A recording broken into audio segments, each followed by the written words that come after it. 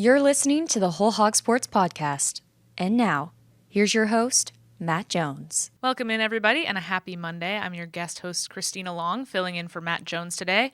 We're going to be joined today on the show by Anthony Christensen, who you see now. He will join me to talk a little bit about Arkansas basketball's disappointing loss to Kentucky over the weekend and what comes next for the Razorbacks. They've got the week off, then they've got a stretch of 3 games that is looking kind of important against some teams they might be able to get right against, but could be harder than we expect. So looking ahead to some of those games as well. But first, we want to tell you about our friends at Bentonville Glass. They've been serving their community since 1971, and they are committed, professional, and versatile.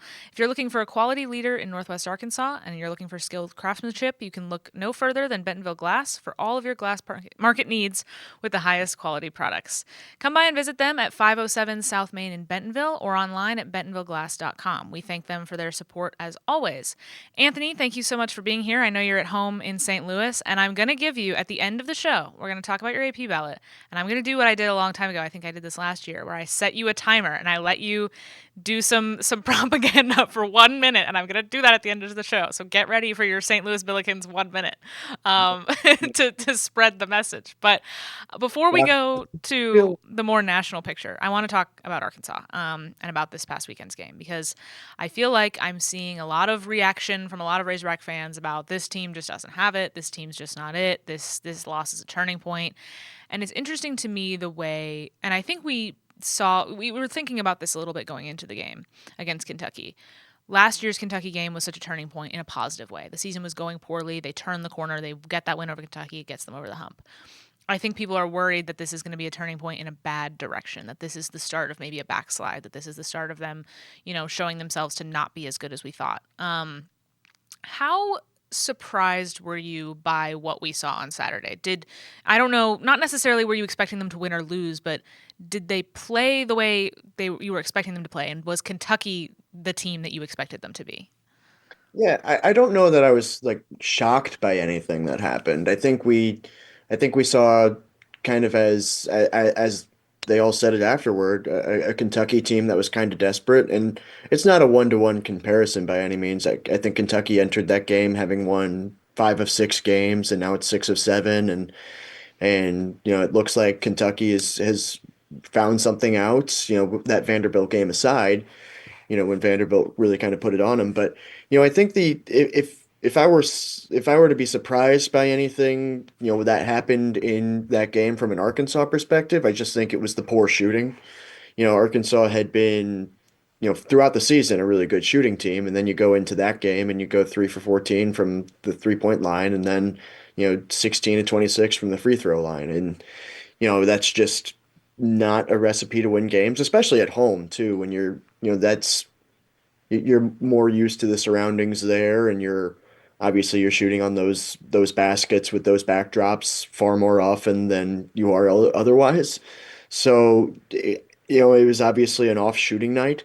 So I think that's probably, if anything was necessarily surprising, I think that was probably the most surprising aspect of the game. But you kind of saw a little bit of that, in the Kentucky or the Oklahoma game, excuse me, as well. I believe they were 2 of 17 from the 3-point line in that game, and then they just, they found a way in that one, and they just weren't able to do that against Kentucky. And I think some of that was down to Kentucky's defense. I thought that was, really well executed, especially in the first half. They held Darius Acuff to 2 of 10 from the field in the first half, and then he was 6 of 10 in the second half. But anytime you're trying to come back from a deficit, it's going to be difficult. And when Arkansas took the lead, Kentucky fought back and earned the win as well. So I don't know. Yeah, nothing overly surprising. I thought there were some individual performances that obviously needed to be better, but the defense, for Arkansas, which is something that we all come back to and have been kind of throughout the season, has been the biggest concern, and I thought it was pretty poor against Kentucky.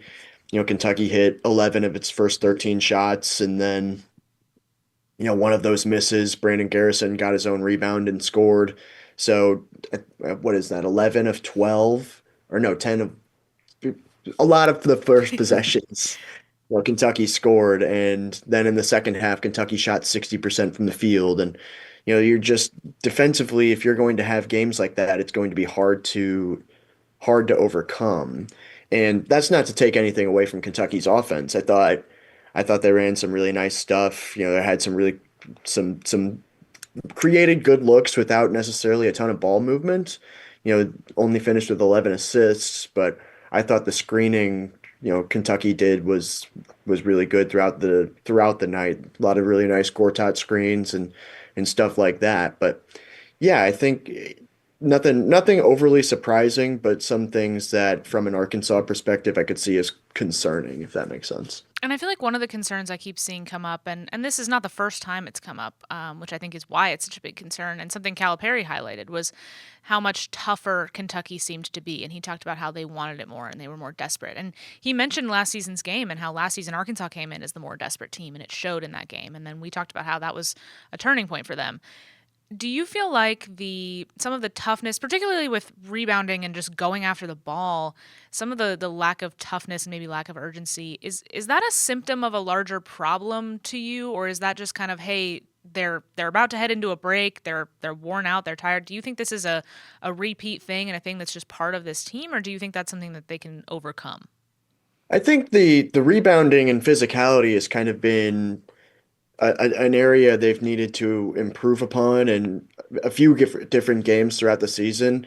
You look at, and there have been some good times as well. I mean, you look at how well they did against Tennessee, which has always been, a really good rebounding and physicality team, and obviously Arkansas got the win in that game. But you look at, early in the season, Michigan State was by far the more physical and I guess tough team, if you will. Duke, Cameron Boozer was sensational in that game, and the the rebounding and everything in that. Houston is obviously going to be like that a lot. Auburn, it kind of happened there as well. So, I think there's been some, I guess, lapses in that department. So maybe it is.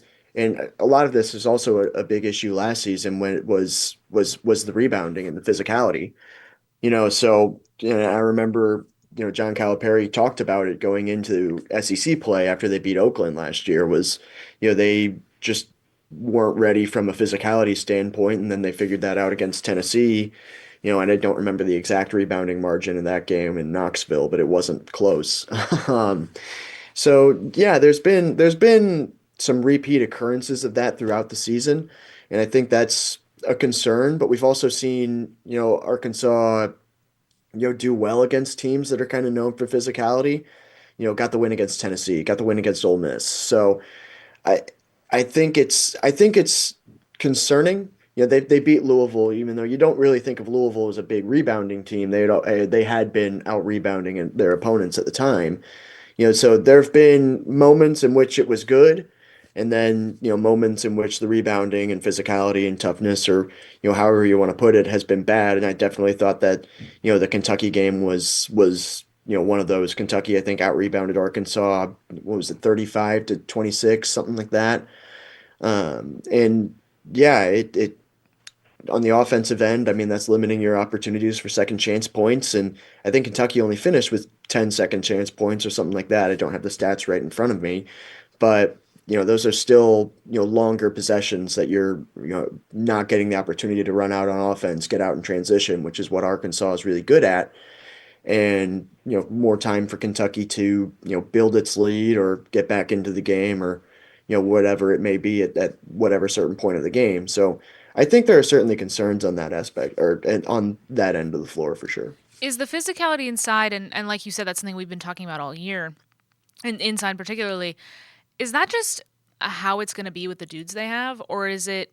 I guess how much do you feel like they can improve? What is kind of the ceiling there? And are there games on the remaining schedule that you look at as, okay, this is going to be a test of if they're going to be any better? Yeah, I think the first ones that you look at for with regard to tests of physicality, I mean, they've got Auburn coming back to Bud Walton Arena. Alabama, is Charles Bediako going to be allowed to play?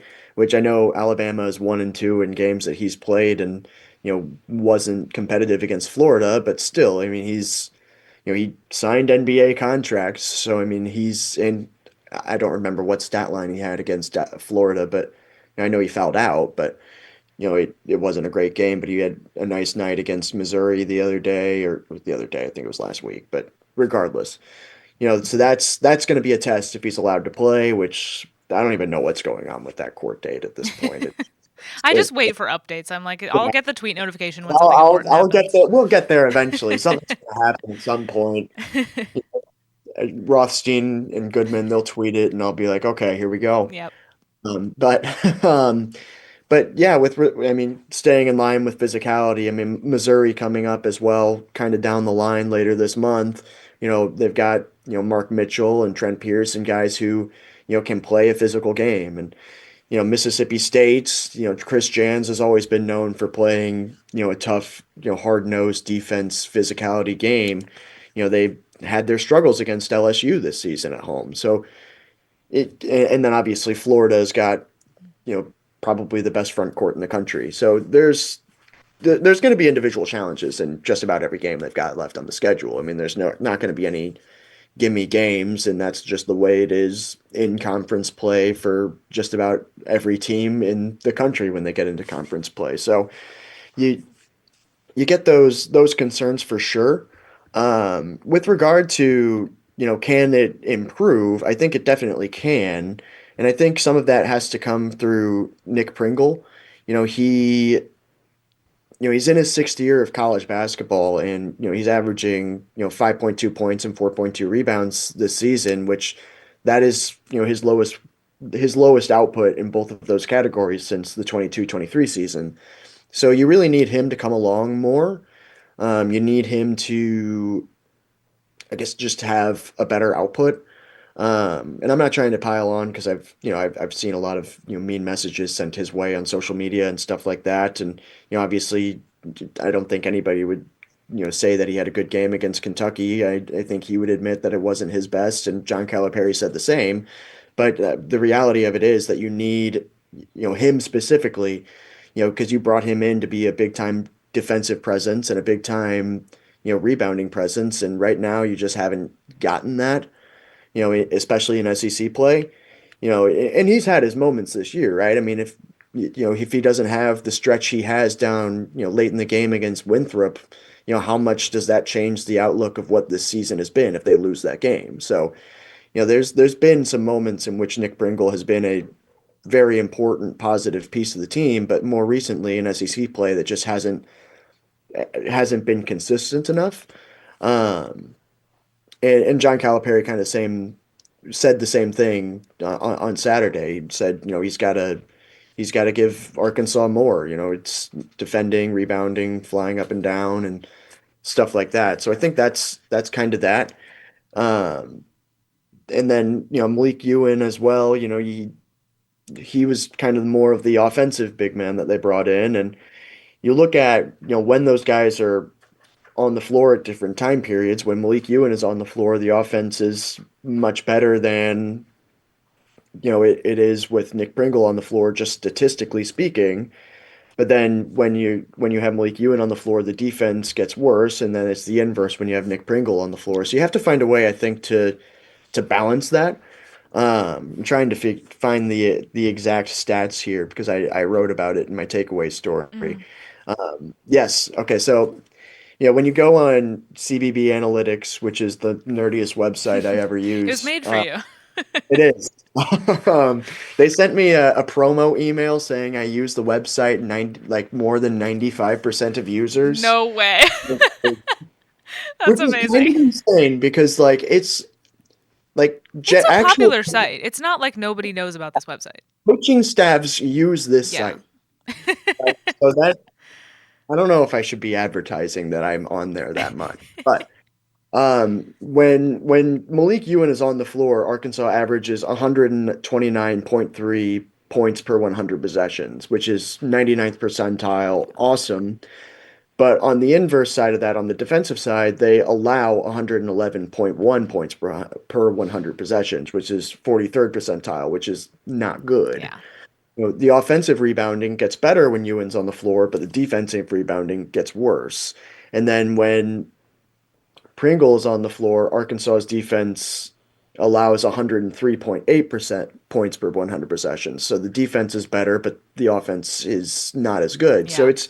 it's a balancing act, and I don't know what the answers are to finding that right balance. And, you know, I don't pretend to have those answers. There are people who have forgotten more about basketball than I'll ever know who are trying to figure that out. So it's it's a difficult one to balance just because those guys give you such different, I guess, looks when they're on the floor. And John Calipari had talked at times about trying to play them together at different points of the season, but so far they've only done that for 19 minutes, and all of that came in non-conference play. Mm-hmm. So it's really difficult to kind of try to figure out what that balance is. Um, but yeah, I think that if you can figure that out, then you're going to be looking pretty good. And not that they're not looking pretty good right now as it is. I But mean, the I know, consistency and kind of what the problems are yeah, would be different. yeah, Yeah. exactly. I think Um, with what you talked about with Nick Pringle and just how what they needed him to do versus what they're getting from him, it makes me also think of Carter Knox and how much more we thought we were going to see from Carter Knox. I mean, you and I know, both thought that he was going to be, bigger contributor than he's been. We put him on the cover of our basketball preview magazine for Hogs Illustrated. And I think it's just not been what we thought it was going to look like. And I've been wanting to ask you about this, about what has the issue been? I think we can all see some of it, right? But is it something he can turn around, and where do you think it was a failure of, we put too much expectation on him, or is it, it's just something's not quite going right? yeah, I think it's kind of difficult to diagnose. Yeah, I had Carter Knox on my preseason first team All SEC ballot, cat running around. But, but yeah, it just hasn't kind of gone to plan, I guess is probably the right way to say it. And John Calipari's talked about how he needs to get Carter going, and how I guess how to go about trying to do that. He's trying to talk him up and everything along those lines. And he's he said previously this season. I don't remember if it was the Texas Tech game or when exactly it was, but he said something along the lines of like he needs to just do what he does and not necessarily, I guess, try to do what others want him to do or want him to be. I don't remember what the exact quote was, but he Hmm. said something along those lines, and I wonder, if that's kind of, what it what it is, Yeah. because I mean Carter Knox and Nick Pringle against Kentucky, they combined for 0 points, one shot attempt, one free throw attempt, one rebound, one turnover, and five fouls. And when two starters are doing that, I believe it was 29 minutes, if I'm not Hmm. mistaken. It's just it's going to be difficult to Yeah. overcome that. And with regard to Carter Knox specifically, can he turn it around? Absolutely, I think he can. I think you remember last season, when he really started getting going and getting onto draft boards and started to look like somebody who, if nothing else, could test the waters of the NBA draft. A lot of that I thought came later in the season. So I think, there's still time to, turn it on and, show that he is, what he was expected to be. I'm not going to sit here and, say it's over, press the panic button or Yeah. anything like that. Just because, I think there have been different points in the season as well in which you've seen how good Carter Knox can be. He had the 11 points against Oklahoma that obviously ended up being huge, 16 points against Vanderbilt, Yeah. and shooting well in those games as well. So, yeah, it's just, how much progression have we seen from him from last season to this point? It's just statistically speaking, just hasn't really been a lot. You know, Last season he averaged 8.3 points per game. This season he's averaging 8.4. Yeah. Right on. He's shooting slightly better from the 3-point line, 3.8% better than he was last year, but his overall field goal percentage is only a half percentage better than it was a year ago. His assists are pretty much the same, blocking percentage, steal percentage just about the same. And his free throw percentage has actually gone down Mm. by 6 percentage points. So you need to see the progression, and to this point of the season on a consistent basis. It just hasn't been there, but I'm not ready to say, it can't happen just because of the fact that last season when Carter Knox, like I said, got going and got onto draft boards and all of that, it was later on in the season. And yeah, I still think, he has that ability and I think it can happen. I think there's just you have to do something to get him going. I don't know if it's you run more plays for him or whatever that may be. But yeah, I don't know if I even answered the No, question you directly. totally did. And I think all of that, especially the numbers that you were able to pull there, the stuff about him just not really having progressed from last year is really notable because of the fact that, especially with kind of some of the draft hype around him, this really felt like this was going to be his moment to kind of seize that moment and capitalize on some of that, and it just hasn't happened yet. But like you said, I mean, there is a good amount of season left, and like you said, he kind of turned it on late last year. And if they're going to make the kind of run Razorback fans want them to make, they're going to need him and Nick Pringle and people like that to step it up here late. And I think that's part of why I feel like this week off for them is coming at a good time. They don't play again till Saturday. They've got a couple teams coming up that have struggled in SEC play. I mean, I think Mississippi State and LSU have won, what, 5 conference games between them? Yeah, Mississippi State's, what, 3-6 in SEC play, and LSU's 2-7. Are those games that you feel like are opportunities to get right, or are those games that they need to watch out for? I think it's a little bit of both, right? I mean, they're both road games, and going on the road, always poses different challenges Especially wherever for you. Arkansas this year. Yeah. But yeah, I mean, it, Mississippi State has really struggled this year, but you talk to people in the coaching industry, and a lot of them just love what Chris Jans does and is able to do. Um, I just think that this year the roster construction around this Mississippi State team just isn't what it has been in the past few years. I mean, Josh Hubbard is still awesome. He's great. He gives short guys hope. You got to have one of those guys in basketball. You need somebody to be the beacon. Yes. Um, but there's just not really a ton kind of around him. I mean, Jaden Epps is, he's a good player. Achor Achor is a good player, but I think that it's just kind of not been the greatest. I don't think I'm breaking any news by saying that it's been a disappointing season in Starkville, but it's still a team that has players who can't hurt you. Um, And has the physicality we talked about earlier. I mean, you mentioned Mississippi State is one of those teams that could test that. yeah, for sure, and pretty handily beat LSU on the road, and had a beat Oklahoma really handily, and beat Texas on the road as well, which has proven to be a weird place where teams go to lose inexplicable games. They're lost in this season, which makes Texas's tournament resume really interesting because they've Oh got the yeah. state loss, they've beaten Vanderbilt. It's a wild one. But yeah, I mean, but you look at Mississippi State and LSU already gave them fits this season, as we know. Yeah.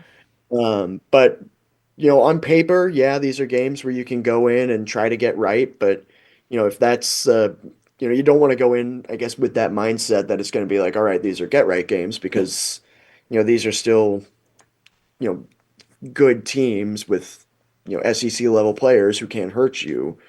Um, Yeah, but it feels like they have to. Any of these road games now, they need to kind of walk that line well, and we've seen the difference between them at home and on the road, and so it feels like any of these road games now, it's like, all right, you can't get too comfortable.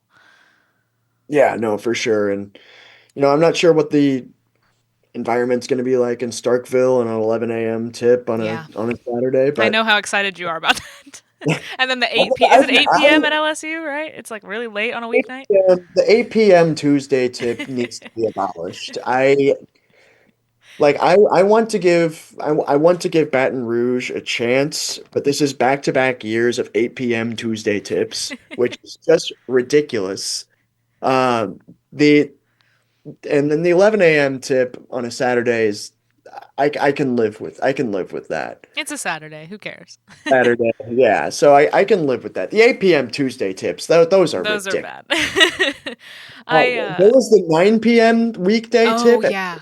last year. I was like falling asleep in the press box. It was terrible. I Yeah. wasn't actually, don't fire me. But That's so funny. Well, yeah, I but want to talk to you a little bit about your AP ballot before I let you go.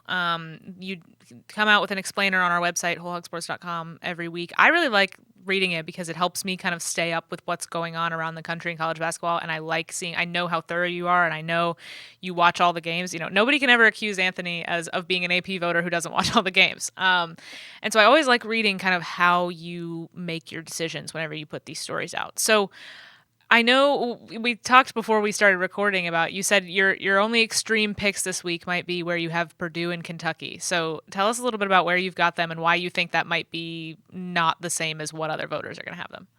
yeah, so I had Purdue at 17, which admittedly, as I, kind of think more about it, it's probably too low.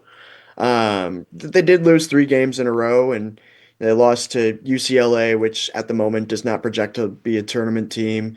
Lost to Illinois, which Illinois is very good, and then lost to Indiana, which Indiana has been inconsistent, but with that win is probably looking like it's going to be in the field.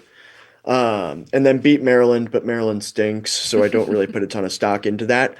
Um, but three losses in a row and struggled at USC or with USC as well, and that USC team is kind of in the same boat as that Indiana team, where it's kind of like, you know, which way is it going to go? Yeah. Um, so I was probably too harsh on Purdue. With Kentucky, um, I think they ended up being fourth or fifth team left out of the Yeah, poll. it looks like there are one, two, three, four, five. They received 28 votes. Yeah, that surprised me. I had Kentucky at 21. Oh wow, Uh, yeah, that is extreme. it is. And obviously a lot of that's going to be based around the result and performance from Saturday. Right. And I understand why people were lower because of the Vanderbilt result, Hmm. and how thoroughly outplayed they were against Vanderbilt, which is why I have Vanderbilt higher than them, especially for this week. Um, Not that head to head is Sure, but basketball it matters. Yeah. head in football I think is more important than it is in Yes. basketball. Right. Especially because I mean now Nebraska and Illinois have split a head to head and whatever. There's a lot of different nuances that go into it. But Hmm. I think Kentucky, like I said earlier, has won 6 of 7 games, and has looked good in a lot of those games as well, I think. Has fought back from deficits in those games, be it at halftime against Ole Miss, if I'm not mistaken, or going on the road and beating Tennessee in a hostile environment there at Thompson Bowling, which is an awesome environment to cover or be at. Winning on the road there, winning, snapping Arkansas's 16-game home win streak. So I felt that, I was ready to take a chance and put Kentucky back in, especially since I've got Arkansas and Tennessee in, and Kentucky has beaten both of those teams in obviously in recent memory. So I felt like it was, if nothing else, justifiable. And I felt that Kentucky definitely deserves it with, like I said, the 6 wins in 7 games. So shout out to Mark Pope and the boys. Were there any other decisions on here? Oh, and just for reference for people, Purdue checks in the final poll at number 12. Anthony had him 17, and then Arkansas came in at 21. And I think you had Arkansas what 22? Is that right? Too, yeah. Yeah. I had 19 last week when they were at 15, and I remember I was surprised to see them that high. Hmm.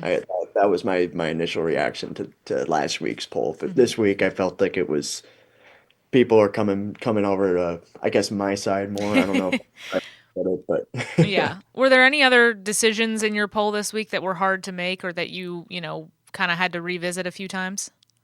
I tried desperately to find places on here for UCF and Texas A&M because both of those teams this was one a lot of times like a lot of times it feels like once you get to like the 20 to 25 range, it can be hard to pick out teams that deserve to be in because a lot of times it's like those teams have been losing games and et cetera, et cetera. A&M and UCF, I mean, both those teams truly deserve to be in. I mean, you look at UCF, you know, I believe they're 17-4 now. If I'm not mistaken, wins over Kansas and Texas Tech at home. So I mean, those are big time wins. I think strength of record is up to 21, 22, but the predictive metrics aren't necessarily super high on UCF. But I mean, that's a good team. I mean, going on the road and winning games, for some reason they're like unbeatable at home unless you're Arizona. Because that's their one, actually two home losses. 'Cause they lost to Vanderbilt at home in the second game of the season, which obviously those are not bad losses by any means. And then they've got four losses: Vanderbilt, Arizona, Iowa State, all teams that could feasibly be, second weekend Final Four teams. And then one other loss, it's Oklahoma State, which not great, but it was on the road, and Oklahoma State has beaten some decent teams this year. But UCF has been, really good this season, and I tried and tried to find a place to put them in, but it's like, it sometimes just gets tough when, predictives are, not super high on a team and Right. and stuff like that. And then Texas A&M is in first place of the SEC. Right now, if you were to make me vote for SEC Coach of the Year, it would be Bucky McMillan, and I wouldn't necessarily. I don't think I would think of a second person, to be fully honest with you. Maybe Mark Byington at Vanderbilt, but the job that Bucky McMillan has done at Texas A&M has been nothing short of phenomenal. He was the last, if I'm not mistaken, the last power conference coach hired this last cycle. Oh, really? Really late Yeah. in the cycle. So he got in and the transfer portal was pretty bare bones. Still ended up with some good guys. But I mean, Mackenzie Mbako's out for the season, and they've dealt with stuff like that, and they're still in first place of the SEC. Now, has the SEC schedule they've played necessarily been the most difficult? I mean, not necessarily, but you're still winning games, and their only SEC loss is on the road at Tennessee in double overtime, I believe. Oh, wow. Yeah. So and they've gone on the road and beat Georgia on the road, which Georgia, as we know, as reporters who cover Arkansas, is not necessarily an easy place to play. Beat Texas on the road and beat Auburn on the road, which is not an easy place to play. So the thing that comes back with Texas A&M is some of the losses. I mean, they've also lost to Oklahoma State, lost to UCF, so you probably could give UCF like a slight edge over A&M, and then the loss to SMU. I remember watching that game, and it seemed like neither team wanted to win. But but none of those are necessarily bad losses. I mean, that SMU team projects to be in the tournament. So yeah, those were definitely, I think, the most difficult, I guess, omissions, just Yeah. because I truly believe that both those teams deserve it. And both have been, really awesome and have exceeded expectations this season and, look like teams to be reckoned with come tournament time if they continue on their current trajectory. Mhm. Now, UCF has a difficult schedule coming up. I mean, they've got to go play at Houston, at Cincinnati, which Cincinnati stinks, but it's it's still a true road game in the Big 12, and Cincinnati's defense has been actually like top 10 level good. It's just that their offense is middle school. Uh, but no disrespect there. I just thought that sounded funny. But yeah, so it gets tough, and then you also have with Texas A&M. You mean you've got Alabama and Yeah. Florida coming up this week, and then hosting Missouri next week, which is a team that refuses to decide if it's good or bad. Every time I check in, I'm like, I sure. If they beat somebody that I'm like, oh wow, and they lose to somebody that's like, oh wow. Yeah, exactly. But yeah, so I'm intrigued to see, what comes for both of those teams coming up. But yeah, it was tough to leave them off because I'm like I very much wanted to get Yeah. them in.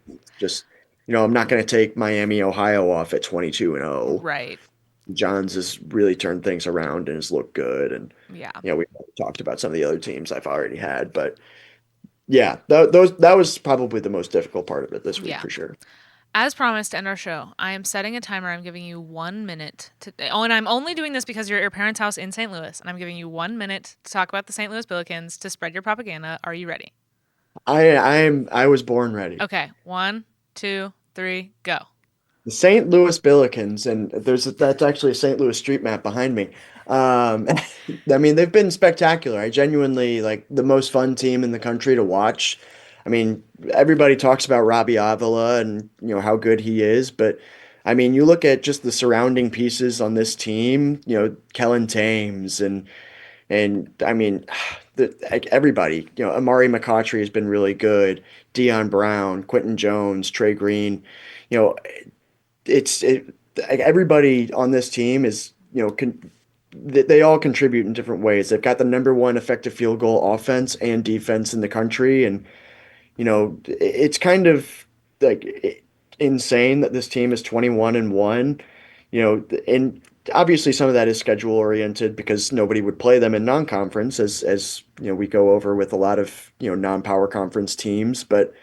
Yeah, I mean, Josh Schertz is, in my eyes, one of the best Time. coaches in the country. So, yeah. Billikens minute is over. Anthony, Great thank guy you. too. If you ever I get the know opportunity, you've long been a Josh Schertz. I know.